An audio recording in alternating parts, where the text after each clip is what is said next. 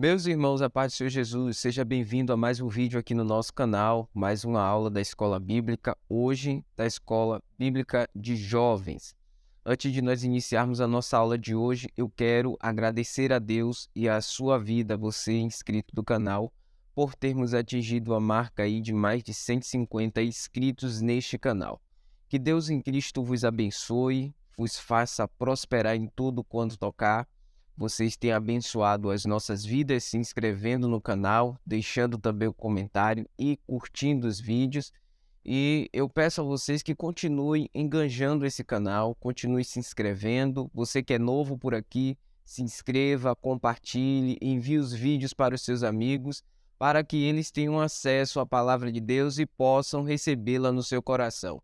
Nós estamos aqui para abençoar vidas e a sua curtida é muito importante, a sua inscrição é muito importante para que esse canal possa ter maior projeção. Deus abençoe a sua vida em nome de Jesus. Hoje nós estudaremos a lição de número 5 da Escola Bíblica de Jovens, que traz um tema: Libertos para viver em santidade. A leitura do texto principal está em 1 Tessalonicenses, capítulo 4, versículo de número 7. Porque não nos chamou Deus para a imundícia, mas para a santificação.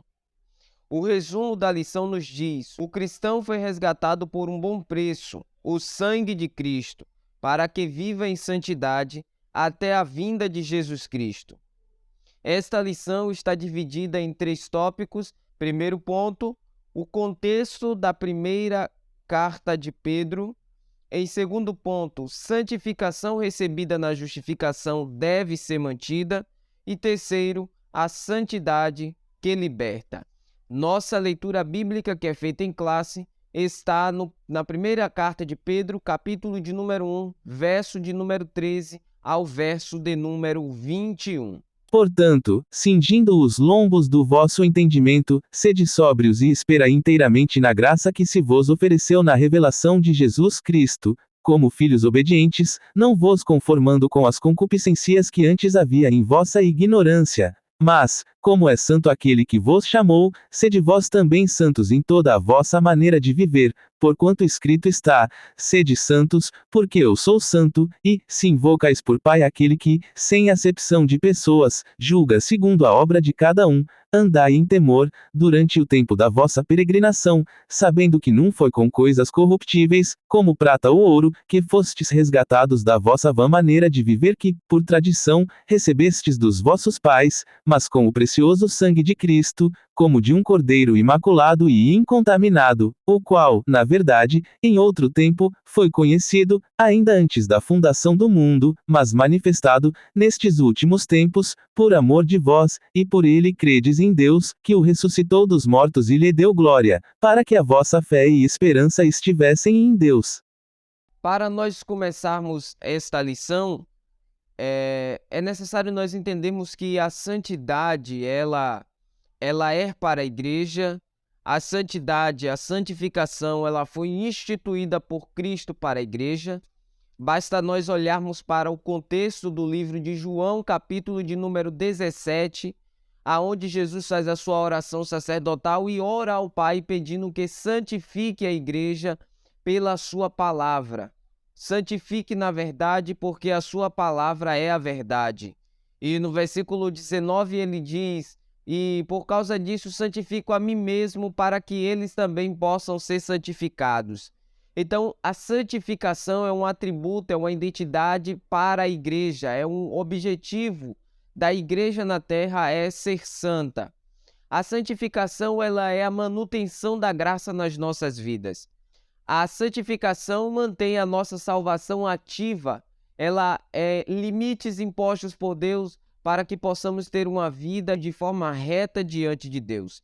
Então, a santificação ela é necessária para todo aquele que foi regenerado pela salvação. Primeiro ponto, nós podemos observar o contexto das pessoas a quem Pedro escreve esta carta, os destinatários dessa carta.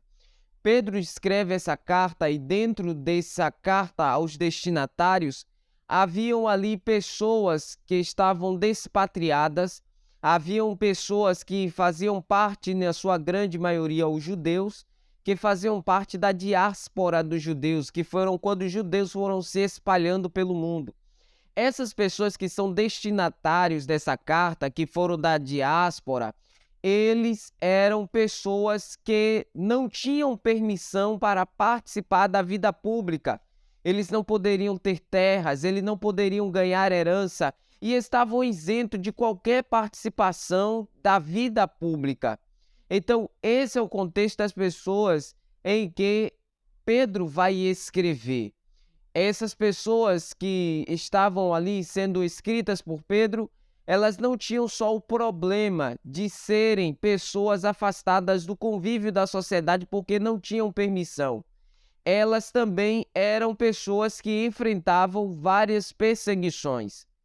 3 perseguições poderosíssimas eles enfrentaram. Primeiro foi a perseguição dos romanos, que olhavam para eles com um olhar de ser um povo que perturbava a moral, de ser um povo religioso demais, de ser um povo que causava intrigas entre o povo para tirar a paz dos romanos. Então eles eram perseguidos pelos romanos. Mas também a história e a Bíblia nos fala que eles eram perseguidos pelos judeus. Ainda que eles fossem judeus, os judeus também perseguiam eles. Os judeus apanhavam eles e entregavam aos romanos. E a perseguição dos judeus era, de fato, por conta da questão política e religiosa. O judeu ortodoxo ele não aceitava o cristianismo, então perseguia estes homens, perseguia estas mulheres, perseguia este povo e até mesmo entregava-os aos romanos para que eles fossem encerrados nas prisões ou até mesmo viessem a ser mortos pelo governo romano. Eles também eram perseguidos pela população que rejeitava a mensagem do evangelho e que rejeitavam também que eles fossem diferentes de toda a população. Nós podemos ver uma fonte vertente e uma base pilar do cristianismo é que o cristianismo é separado das coisas do mundo. Então este povo, esses destinários não se misturavam com a sociedade da época, não se misturavam com a cultura da época, mas antes preservava por viver uma vida santa diante de Deus. Então a sociedade também rejeitava, assim como a sociedade hoje rejeita a igreja, eles também eram rejeitados por causa da sua fé, por causa da santificação e por causa que eles foram chamados por Deus para fazerem grande diferença. O terceiro contexto, que é o terceiro ponto do primeiro ponto, é o sofrimento. Eles eram pessoas que sofriam bastante. Eles eram pessoas que tinham bastante sofrimento. E eles sofriam, eram perseguidos nesse contexto, que exatamente a respeito da carta que Pedro escreve para esta igreja, para esse destinatário, estava com um ponto central em encorajá-los a manterem a sua fé diante dos sofrimentos, a manterem a sua fé diante das adversidades, a manterem a sua fé em meio às perseguições, porque eles eram um povo que sofria rejeição, sofria de abusos, sofriam de repressão do povo, porque eles eram diferentes. E Pedro escreve justamente para esta igreja, pedindo para que eles examinassem a palavra de Deus e que através da palavra de Deus eles encontrassem forças para vencer as adversidades.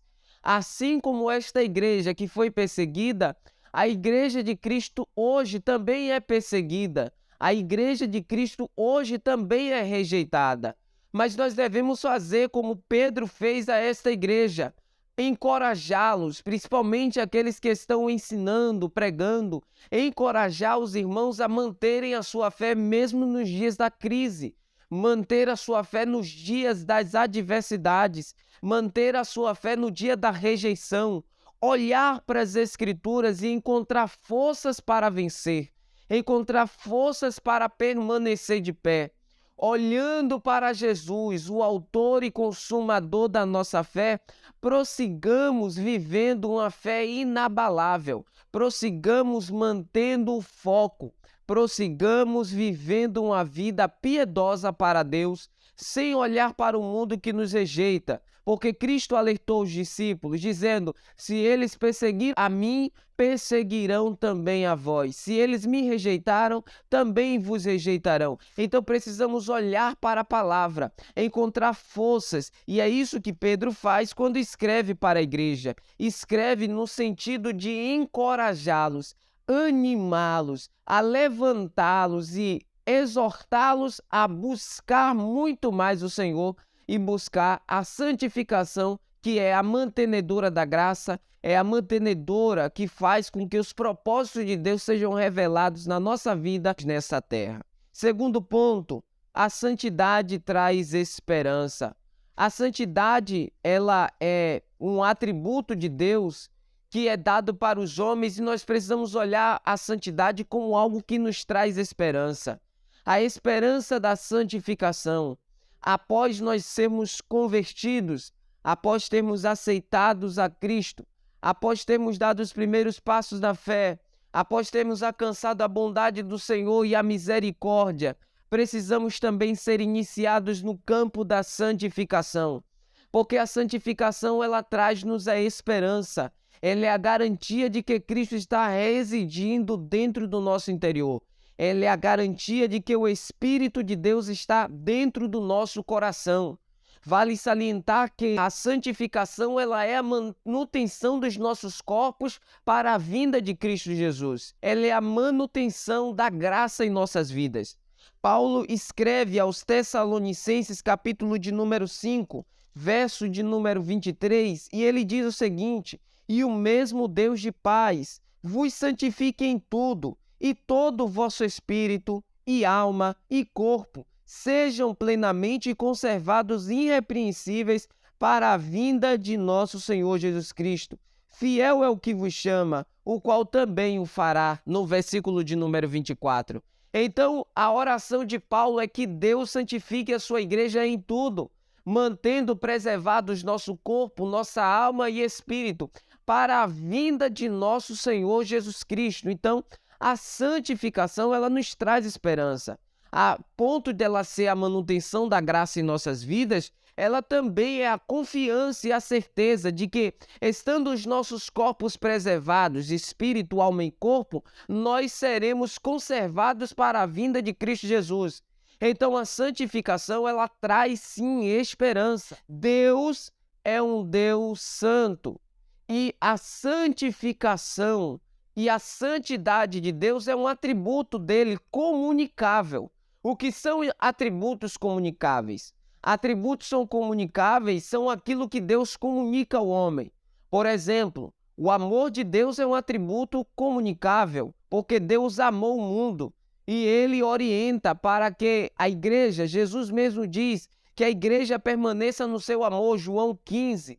Quando ele vai falar sobre a videira verdadeira, ele diz e ele orienta a igreja a permanecer no seu amor. Então, o amor de Deus é um atributo comunicável. Deus ama e comunicou esse atributo aos homens, que devem também prosseguir amando tanto os amigos quanto os seus inimigos. Amem os seus inimigos. Nós precisamos aprender com o amor de Deus e entender que a santidade de Deus é um atributo comunicável. A santidade de Deus é um atributo comunicável de que forma? Quando ele nos orienta a ser santo. O apóstolo Pedro, ele escreve à igreja e ele diz: como é santo aquele que vos chamou, sedes também vós santo. Então, essa santidade é um atributo de Deus que ele comunica aos homens, desejando que os homens venham a se santificar, isto é, a se separar do pecado, a se separar das coisas que nos distanciam de Deus, a purificar o nosso interior para que a residência do Espírito Santo dentro de nós seja plena e que através disso nós também sejamos limpos, sejamos sãos e possamos resplandecer a glória de Deus que está em nós quando nós estamos sendo santificados. E para ser santificado não cabe nós nos afastarmos das pessoas, mas nos afastarmos do pecado. As pessoas até dizem: vou me afastar de fulano para me santificar. Não! Você deve andar em comunhão com todos, seguir a paz com todos e a santificação, sem a qual ninguém verá Deus. Por Deus ser santo, Deus é o único juiz justo. Juiz justo de que ponto? Ele é juiz justo porque a sua santidade condiz com a sua retidão. Então Deus não julga ninguém de forma desigual. Deus julga a todos de forma correta. O juízo de Deus, ele é justo. Deus julga os homens de acordo com o peso de medida, e o mesmo peso de medida que ele usa para um, ele usa para outro. Então cabe que nós observemos o juízo de Deus e também apliquemos isso ao nosso coração, porque o juízo de Deus ou a justiça de Deus também é um atributo comunicável aos homens. Quando a Bíblia nos manda julgar com justiça e com retidão, está falando que devemos usar o mesmo peso de medida para julgar a todos. Se aquilo que é certo deve ser julgado como certo, se aquilo que é errado deve ser julgado como errado. Então Deus é um juiz justo.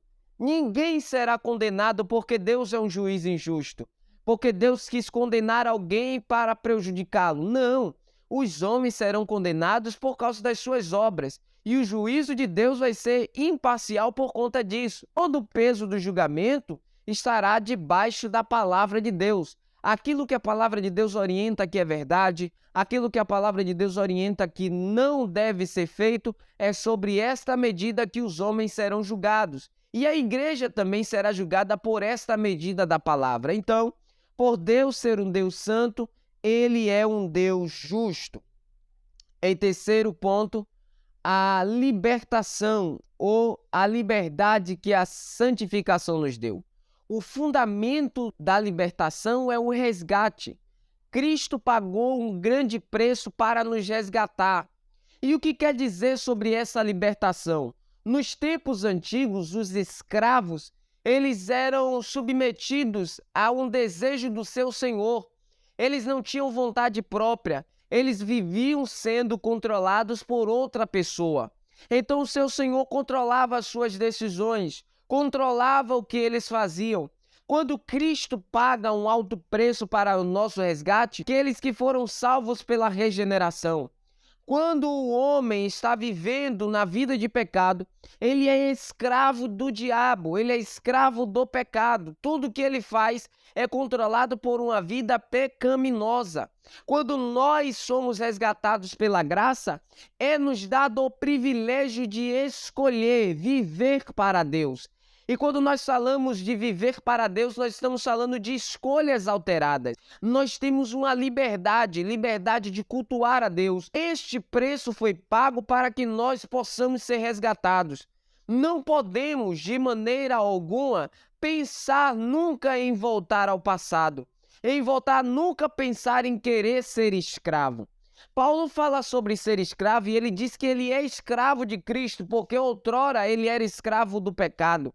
E ele conseguiu a fuga. E quando ele conseguiu a fuga, o seu Senhor o encontrou, se retratando a Jesus, e o marcou. É por isso que ele diz, eu carrego em meu corpo as marcas de Cristo. Cristo me marcou, eu agora sou seu, não sou mais do pecado. Não vivo mais eu, mas é ele que vive em mim. O preço do resgate foi o sangue de Jesus que nos libertou. E essa libertação nos comissiona a viver uma vida de santificação diante de Deus. O cristão, ele foi liberto para ser livre. Liberdade não é libertinagem. Não é para que possamos viver da forma que achamos que devemos viver. Mas essa liberdade está restrita a não mais sermos refém do medo da condenação eterna. Temos paz com Ele e, através disso, esta liberdade nos comissiona a viver uma vida reta diante de Deus. Então o cristão foi livre, ele está livre para viver a sua vida, mas se ele precisa viver a vida de acordo com os preceitos de Deus, isto é uma liberdade que foi nos dada. Liberdade essa que nos fará alcançar a Jerusalém celestial. Paulo exortou aos irmãos da Galácia para que eles não confundissem esta liberdade da santificação com a justificação, porque senão nós entenderíamos que a obra da salvação seria meritória, ou seja, por obras de justiça. Isso não pode acontecer porque os irmãos da Galácia estavam confundindo a justificação, o sacrifício de Cristo com a obra meritória de justiça. Então não pode ser confundido. Nós precisamos entender o preço que foi pago, entender o sacrifício de Cristo, a liberdade que nos foi dada, e nós não devemos querer, em hipótese alguma, voltar a viver aquela vida de escravidão. E aí nós sabemos que essa liberdade foi dada para o cristão ser livre, mas a santificação completa nós só teremos a partir do dia da glorificação. É quando Paulo escreve aos Tessalonicenses dizendo que o mesmo Senhor descerá do céu, com alarido, com voz de arcanjo, a trombeta de Deus, e os que ficaram em Cristo estarão primeiro. Depois nós, os que ficarmos vivos, seremos arrebatados juntamente com Ele nas nuvens para encontrar com o Senhor. Então a liberdade e a santificação plena, ela só virá com a glorificação dos nossos corpos. Nós já falamos sobre isso em lições anteriores. Na lição de número 1 nós falamos sobre isso, que é quando o nosso corpo será transformado e ele receberá um corpo incorruptível. Nós receberemos um corpo incorruptível que jamais verá o pecado, que jamais se corromperá novamente. Então nós estamos aguardando este dia glorioso, que é o dia do Senhor, o dia da redenção, o dia que a igreja viverá o seu estágio de glória, sendo glorificada juntamente com o Filho de Deus. Nós estamos preservando essa vida e é necessário que entendamos o que é santificação. É necessário que compreendamos o que é santificação, que entendamos qual foi o valor que nos foi dado, o preço que foi pago na cruz para que nós pudéssemos ser livres e a partir dessa liberdade podemos alcançar esse estágio de glorificação que a igreja tanto aguarda. Nós entenderemos que a carta que foi enviada por Pedro a estes irmãos, ela traz-nos também uma ideia enfática de que devemos perseverar na fé, que devemos continuar crendo em Cristo, buscando força na palavra, nos santificando para que possamos ver este dia glorioso. E repito as palavras do apóstolo Paulo à igreja de Tessalônica, que o mesmo Deus de paz vos santifique em tudo, preservando o vosso corpo, alma e espírito plenamente irrepreensíveis para a vinda de nosso Senhor. Que o Espírito Santo nos conduza pelo caminho da santificação, que possamos entender essas verdades bíblicas. Não deixe de acompanhar a sua lição, não deixe de ler a palavra de Deus. Deus te abençoe, eu espero você na nossa próxima aula.